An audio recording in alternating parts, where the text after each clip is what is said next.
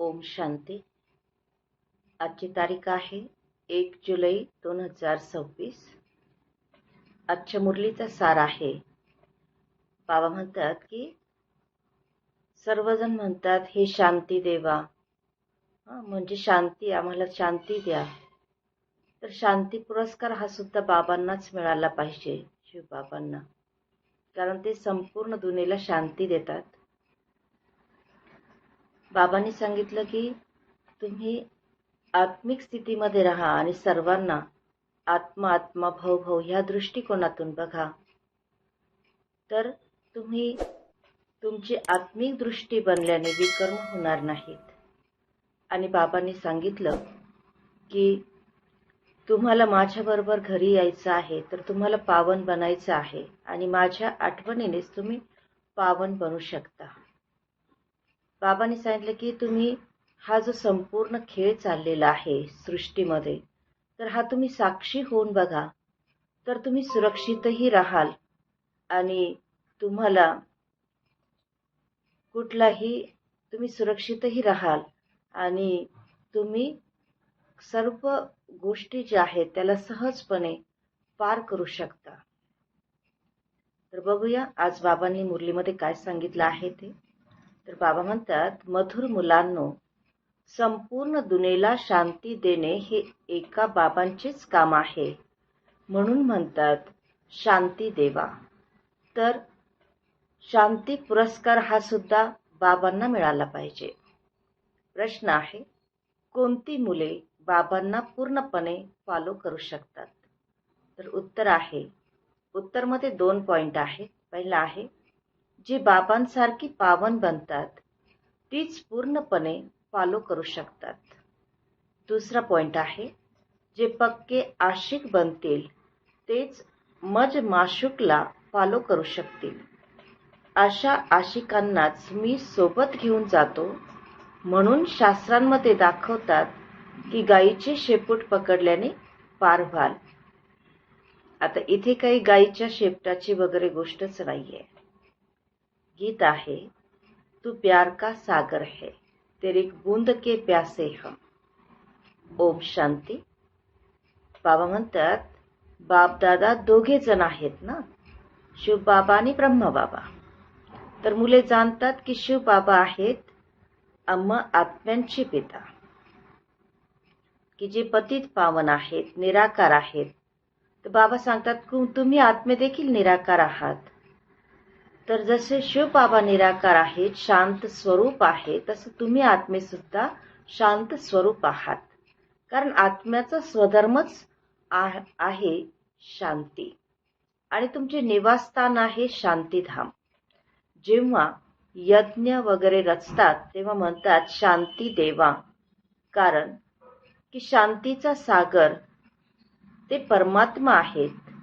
साऱ्या दुनियेला शांती देणारे ते पिता आहेत. असे अनेक आहेत की ज्यांना शांती पुरस्कार मिळतात. कधी कोणाला प्राइज मिळते, पुरस्कार मिळतो, तर म्हणतात की हे शांती स्थापन करण्यासाठी निमित्त बनलेले आहेत. यामध्ये मोठे मोठे हस्तींची नावे घेतात. आता शांती तर पाहिजे संपूर्ण दुनियेमध्ये, नाहीतर अशांतीमध्ये राहणारे इतरांना देखील अशांत करतील. हे आहेच मुळी रावण राज्य. रावण शत्रू आहे ना, रामाला शत्रू म्हणणार नाही. रामाचा कधी पुतळा जाळणार नाहीत. न त्रेतायुगातील रामाचा पुतळा जाळतील, न परमपिता परमात्म्याचा. रामराज्य तर सर्वच इच्छितात, परंतु रामराज्य कशाला म्हटले जाते हे कोणीही जाणत नाही. बाबा म्हणतात की आता तुमच्या बुद्धीचे कुलूप उघडले आहेत. ऋषी मुनी ते सर्वजण म्हणत असतात, ऋषी मुनी सर्वजण म्हणायचे की आम्ही रचयिता आणि रचनेला जाणत नाही. बाबा म्हणतात तुम्ही मुले मात्र आता असे म्हणणार नाही, तर तुम्ही रचयिता आणि रचनेच्या आदी मध्य अंताला जाणता. तुम्ही आपल्या 84 जन्मांच्या चक्राला जाणले आहे.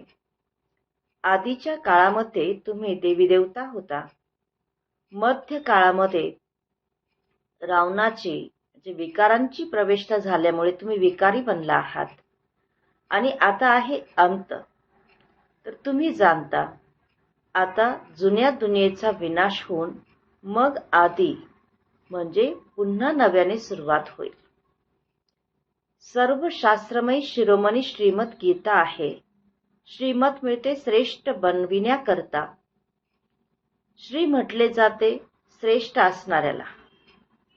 तर मुले जाणतात एकमेव गीता शास्त्रच असे आहे की ज्याला देवी देवता धर्माचे शास्त्र म्हटले जाते, ज्याद्वारे संगमावर देवता धर्माची स्थापना होते. सतयुगामध्ये तर कोणीही पतित नसतात की ज्यांना पावन बनवतील. आता तुम्हाला बाबा समजावून सांगत आहेत की गीतेला पतित पावनी म्हणू शकत नाही. गीतेद्वारे पावन बनू शकत नाही. गीतेच्या भगवंताला पतित पावन म्हणतात, हे चांगल्या रीतीने लक्षात ठेवा. आता तुम्ही मुले शिवबाबांकडून वारसा घेत आहात. अधिकारी बनलात ना. मुख्य धर्मशास्त्र आहेत 4. श्रीमद भगवत गीता आहे पहिल्या नंबरचे शास्त्र, ज्याद्वारे पहिल्या नंबरच्या धर्माची स्थापना होते. त्यानंतर असतात इस्लामी, बौद्धी. एक गीताशास्त्रच असे धर्मशास्त्र आहे की ज्यामध्ये श्रीमद भगवत गीता असे लिहिलेले आहे. इतर कोणत्याही धर्मशास्त्रामध्ये श्रीमद असे लिहिलेले नाही. श्रीमद इस्लामी किंवा श्रीमद बौद्धी शास्त्र असे म्हटले जात नाही. श्रीमद भगवत गीता आहेच मुळी एक. त्यातून कोणता धर्म स्थापन केला? आदी सनातन देवी देवता धर्माची स्थापना झाली आणि स्थापना होते कल्पाच्या अखेरीला. या समजून घेण्यासारख्या गोष्टी आहेत. बाबा म्हणतात इतके सर्व मनुष्य भक्ती करतात, तप, दान, पुण्य इत्यादी करतात मुक्ती प्राप्त करण्यासाठी, कारण इथे दुःख आहे. त्यांना वाटते की आपण आपल्या घरी परत जावे. बाबा म्हणतात पवित्र जरूर बनावे लागेल. मी पावन आहे, तेव्हाच तर तुम्हाला पावन बनवतो. येईन देखील ब्रह्माच्या तनामध्ये मी रचता आहे. मी या ब्रह्माच्या तनामध्ये येतो असे दाखवतात देखील की ब्रह्माद्वारा बाबा देवी देवता धर्माची स्थापना करतात. तुम्ही बीकेच हे जाणता की शिव बाबांना फॉलो करायचे आहे. बाबा म्हणतात माझी आठवण करा तर मी प्रतिज्ञा करतो तुम्हाला पावन दुनियेमध्ये घेऊन जाईन. दुसरा कोणताच उपाय नाही. म्हणतात पतित पावन.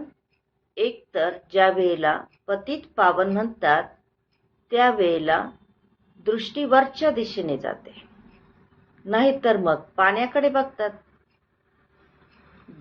तर बाबा म्हणतात पाणी म्हणजे गंगेमध्ये स्नान केल्याने पावन बनतात असं म्हणतात. पण बाबा म्हणतात की गंगा काही पतित पावनी नाहीये. या तर सागरातून निघालेल्या नद्या आहेत. आता शेपूट तर तुमचे पकडले पाहिजे. म्हणजे तुम्ही जे ब्रह्मकुमार कुमारी आहात तुम्हाला लोकांनी म्हणजे मनुष्यात्म्यांनी फॉलो करायला पाहिजे. तुम्ही ज्या मार्गावर जात आहात तो मार्ग स्वीकारला पाहिजे.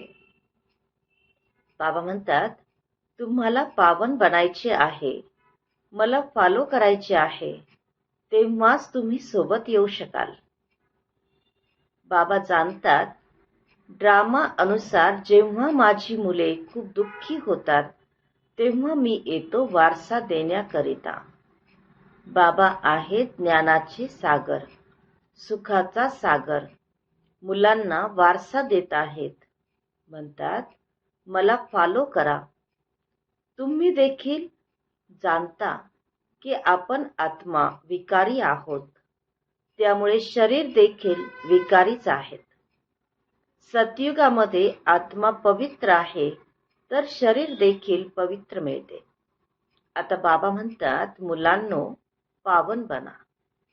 आठवणींच्या द्वारेच तमोप्रधान पासून सतोप्रधान बनाल. अच्छा, मधुर मधुर खूप खूप वर्षांनंतर भेटलेल्या मुलांप्रती मातपिता बापदादांची प्रेमपूर्वक स्मृती आणि सुप्रभात. आत्मिक पित्याचा आत्मिक मुलांना नमस्ते आणि आम्हा आत्मिक मुलांचा आत्मिक मातपिता बापदादांना प्रेमपूर्वक स्मृती, सुप्रभात आणि नमस्ते. धारणेसाठी मुख्य सारांश आहे. पहिला पॉइंट आहे, बाबांकडून स्वर्गाचा वारसा घेण्याकरिता मी आत्मा भाऊ आहे हे पक्के करायचे आहे. सर्वांसोबत खूप प्रेमाने राहायचे आहे.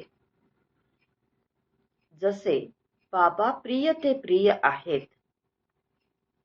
असे प्रिय बनायचे आहे. दुसरा पॉइंट आहे, पित्या समान बनून बाबांना पूर्णपणे फॉलो करायचे आहे.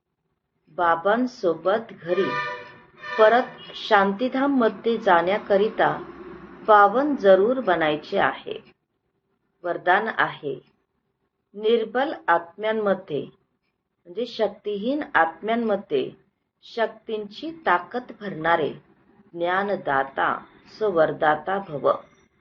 विश्लेषण आहे, वर्तमान समय शक्तिहीन आत्म्यांमध्ये इतकी शक्ती नाहीये की जे जंप मारू शकतील किंवा उच्च स्थिती प्राप्त करू शकतील. त्यांना जास्त ताकद हवी आहे. तर तुम्हा विशेष आत्म्यांनी स्वतःमध्ये विशेष शक्ती भरून त्यांना हाय जंप करण्यासाठी मदत करायची आहे. यासाठी ज्ञानदाता सोबतच शक्तींचे वरदाता बना. रचताचा प्रभाव रचनेवर पडतो, त्यामुळे वरदानी बनून आपल्या रचनेला सर्व शक्तींचे वरदान द्या. आता याच सेवेची आवश्यकता आहे. आजचा सुविचार आहे, प्रत्येक खेळ साक्षी होऊन पहा, म्हणजे मग सेफ देखील राहाल आणि मजा सुद्धा येईल. आजचा अव्यक्त इशारा आहे, ज्वालास्वरूप स्थितीमध्ये राहून शक्तिशाली आठवणीचा अनुभव करा. तुम्ही महान तपस्वी आत्म्यांनी ज्वालारूप शक्तिशाली आठवणीद्वारे प्राप्तीच्या किरणांची अनुभूती करा आणि इतरांनाही करवून द्या. तुमचे तपस्वी स्वरूप इतरांना देण्याचे स्वरूप आहे. जसे सूर्य विश्वाला प्रकाश देण्याची आणि इतर अनेक अविनाशी प्राप्तींची अनुभूती करवितो, अगदी तसेच तुम्ही देखील आपल्या तपस्वी स्वरूपाद्वारे शांती आणि शक्तींची किरणे देत राहा. ओम शांती.